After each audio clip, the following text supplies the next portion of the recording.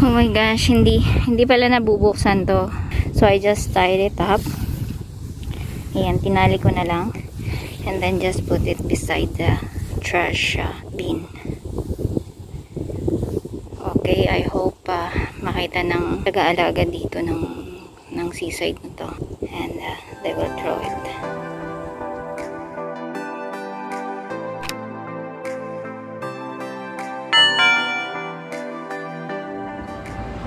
Good afternoon, Kuwait. Good afternoon, Philippines. Good afternoon, world. This is once again Anak Heartland at your service. Ayan, ang video pong gagawin natin ngayon ay it's something new. It's called One Trash Bag a Day Challenge. So, let's go. Andito tayo sa Pahil Seaside. So, I'm gonna go to the beach and then we will start from there. Pinili ko tong oras na to. So, time check natin is 2:07. So, 2:07 p.m. para hindi marami ang tao. Kasi pag mga alas 5 na alas 4, maraming tao dito. So, makikita nyo konti pa lang mga tao. Naglalakad. Ayan, so this is what we're going to do. So I have one bag here. It's a big blue bag. Ayan.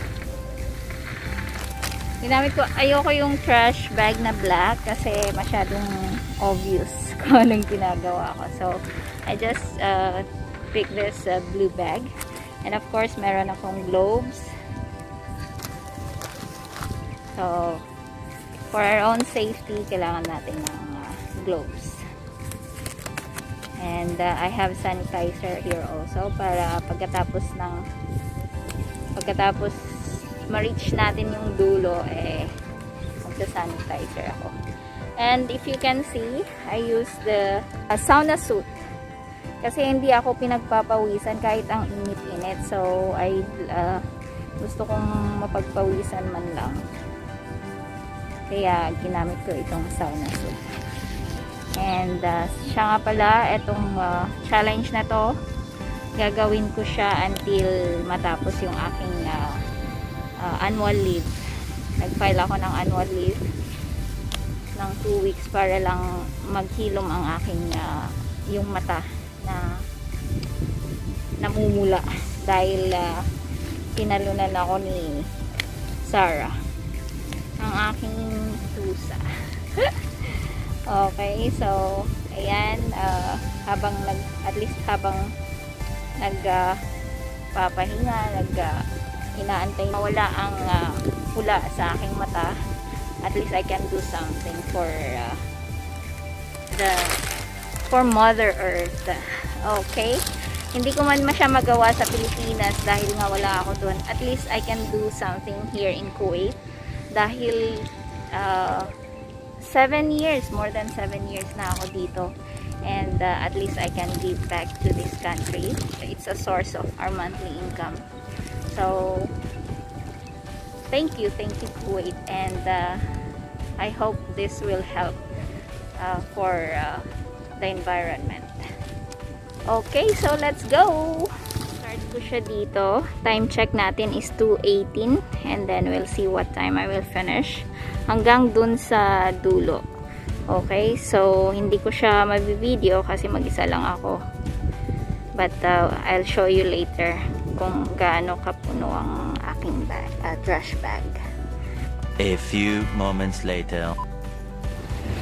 Merong mga nagpipiknik kasi dito pag umaga at saka hapon. And look what they did. They just left their trash in here. Nakabag na nga. Madali namang bitbitin. So, sa mga nagpipiknik sa beach, try to bring home your trash. Kasi malaki ang impact sa ating kalikasan. So, eto, it will start within ourselves eh. Hindi naman talaga madumi ang environment.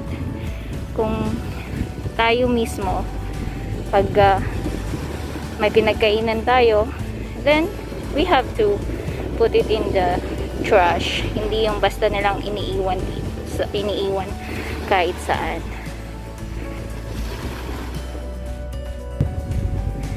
Ito pa mas matindi. Iniwan pati kumot dito. So, see, hindi ko pa siya nakakalahati. Pero, mabigat na yung dala ko. Dahil nga dun sa isang bag na iniwan nila. So, I think hanggang dito muna tayo.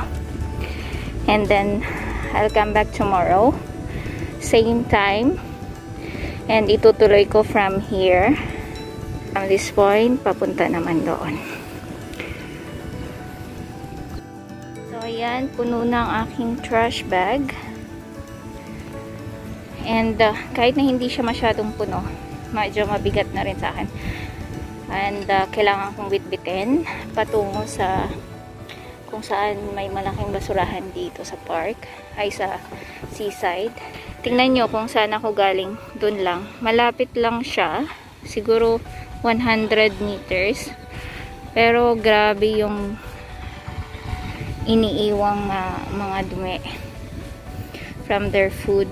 Yung mga nagpipiknik sa seaside, mga nagwo-walking, they just left their trash, tissue, mask, pinagkainan. Ayan, mga upos ng sigarilyo. So, we're gonna continue in the next coming days. A few moments later. Meron akong abutan dito na paglalagyan ng basura. So, I came from that point. So,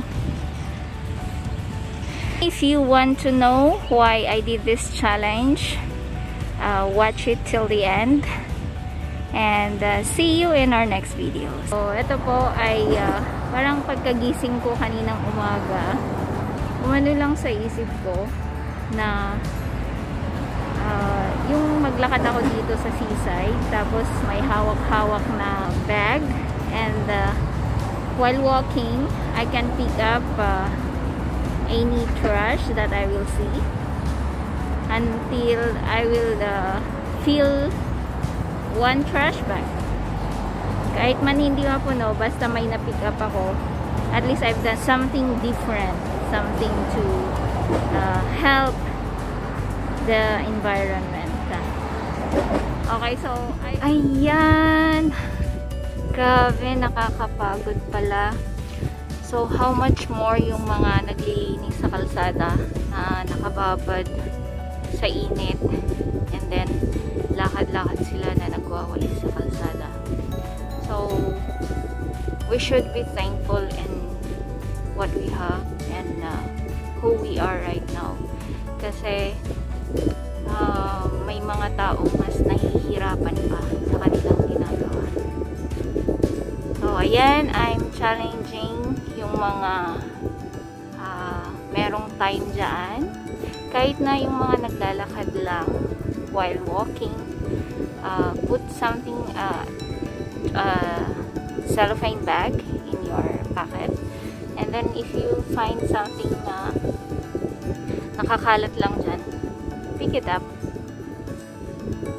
Kung hindi nyo man magawa yan, at least your own trash, maitapon nyo man lang ng tama sa basurahan. Malaking magagawa yan sa ating kalikasan. See what is happening right now sa mga typhoon, flash floods. It's because of our own trash. So, yes, let's spread love and kindness to the environment. And of course, we have to take care of our environment. Okay, that's all, and God bless. See you in our next video. See you tomorrow in our next challenge.